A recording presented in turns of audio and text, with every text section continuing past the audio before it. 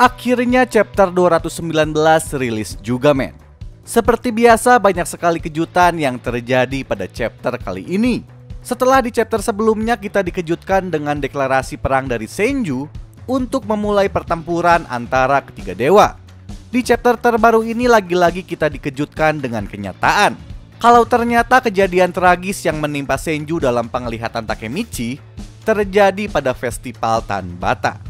Oke, gak usah pakai lama lagi, kita mulai aja pembahasannya sekarang. Let's go. Chapter diawali dengan diperlihatkannya Senju dan Takemichi yang berada di sebuah taman hiburan.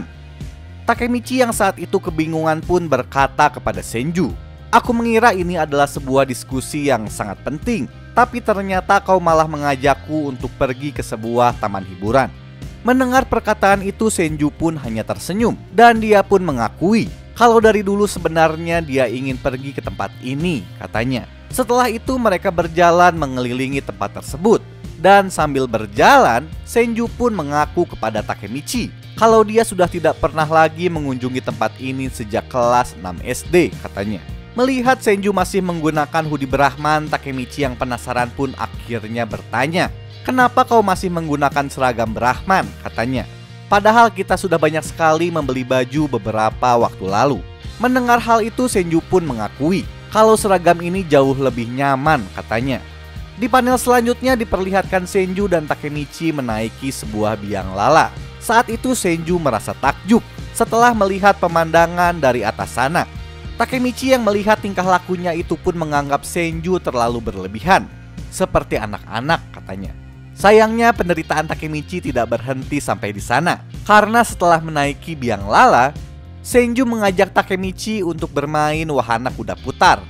Takemichi yang saat ini sudah beranjak SMA pun merasa malu, karena menurutnya wahana tersebut hanyalah dinaiki oleh anak kecil. Tapi si Senju mah cuek aja men. Senju yang bahagia pun akhirnya berteriak, "Ayo tambah kecepatannya kuda hitam," katanya. Ya miris lah.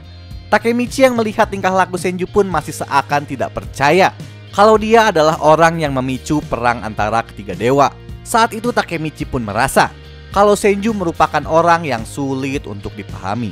Di panel selanjutnya diperlihatkan Takemichi dan Senju menaiki sebuah roller coaster. Dan saat itu tiba-tiba Senju mengatakan sebuah hal penting, kalau tanggal 14 Juli nanti Takemichi dan Draken akan bertanggung jawab dalam penyerangan melawan Kanto Manji. Sedangkan dia dan Akashi akan bertanggung jawab dalam penyerangan melawan Rokuhara Tandai. Senju merasa kalau hanya Brahmanlah yang bisa menyelesaikan semua permasalahan itu, lalu menjadi yang terbaik dengan mengalahkan Maiki dan Teranoso. Saat sedang serius, tiba-tiba Senju pun memperingati Takemichi. Tapi Takemichi saat itu tidak mengerti maksud dari perkataan Senju.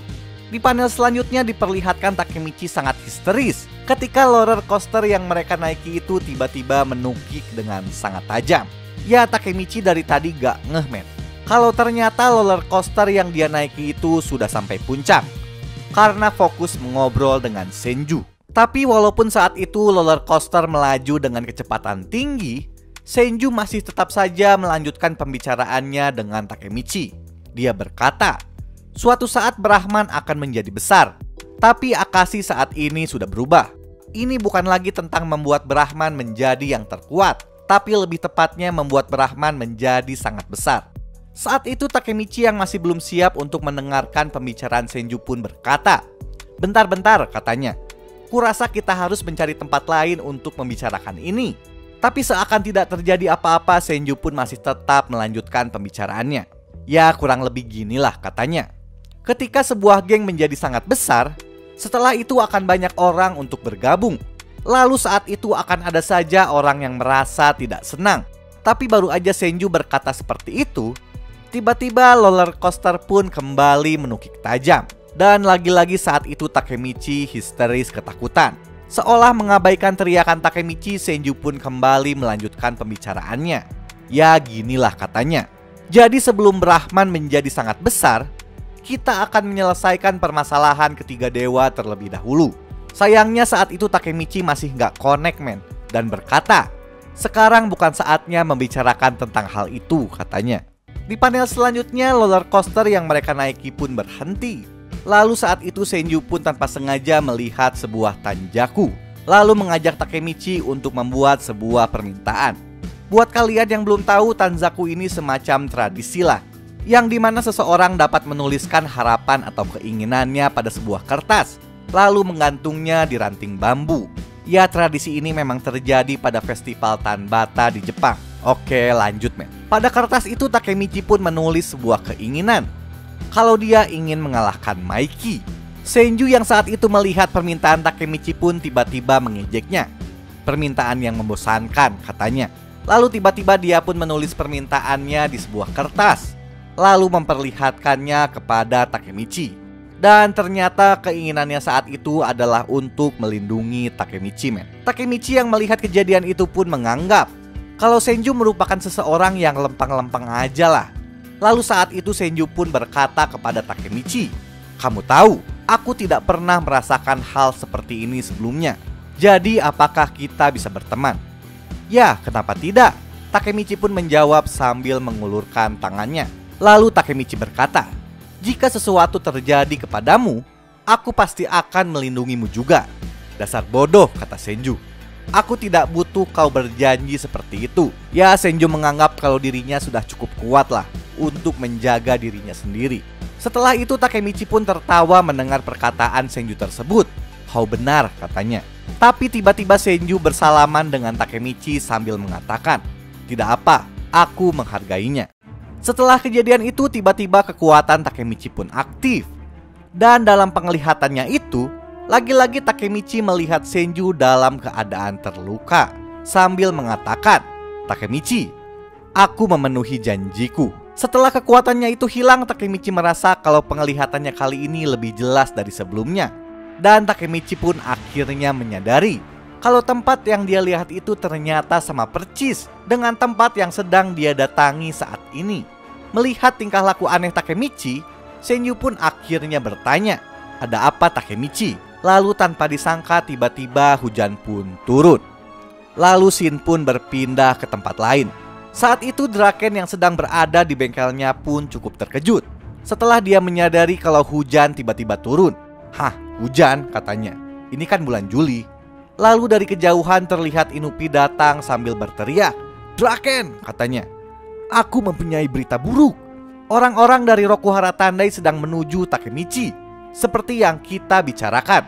Lalu lagi-lagi scene pun berpindah kepada Takemichi. Saat itu Takemichi pun mulai menyadari clue-clue penting tentang penglihatannya itu. Mulai dari taman hiburan, hujan yang tiba-tiba turun, dan juga janji yang Senju katakan dalam penglihatannya, yang ternyata janjinya itu adalah untuk melindunginya. Lalu dalam hati Takemichi pun berkata, kejadian itu terjadi bukan di masa depan yang jauh, melainkan adalah hari ini. Dan chapter 219 pun selesai. Oke, kita ke pembahasan singkatnya men. Ya jujur gue gak terlalu terkejut lah tentang peristiwa yang akan terjadi pada festival Tanbata nanti. Soalnya emang udah gue prediksi dari bulan lalu men, saat pembahasan singkat waktu chapter 216 rilis. Malah gue kagetnya ternyata bukan Sanju yang melakukan penyergapan, melainkan Rokuhara Tandai. Ya gue curiga yang nusuknya Lord Shion men. Soalnya Terano bukan tipikal petarung yang menggunakan alat.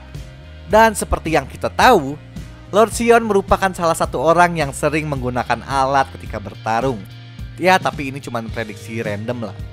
Kita lihat aja nanti men. Soalnya Tokyo Revengers ini banyak sekali kejutan-kejutan ke depannya. Ya sebenarnya masih banyak banget pembahasan dalam chapter 219 kali ini. Tapi biar gak kepanjangan lah videonya, jadi untuk pembahasan lengkapnya akan gue buat khusus di video selanjutnya men. Jadi ditunggu aja. Oke, sekian dulu pembahasan gue kali ini. Gue ucapin terima kasih buat kalian yang udah nonton video ini dari awal sampai akhir. Dan buat kalian yang menyukai pembahasan gue kali ini, jangan lupa klik subscribe dan like-nya men. Ketemu lagi di video gue selanjutnya. Ciao.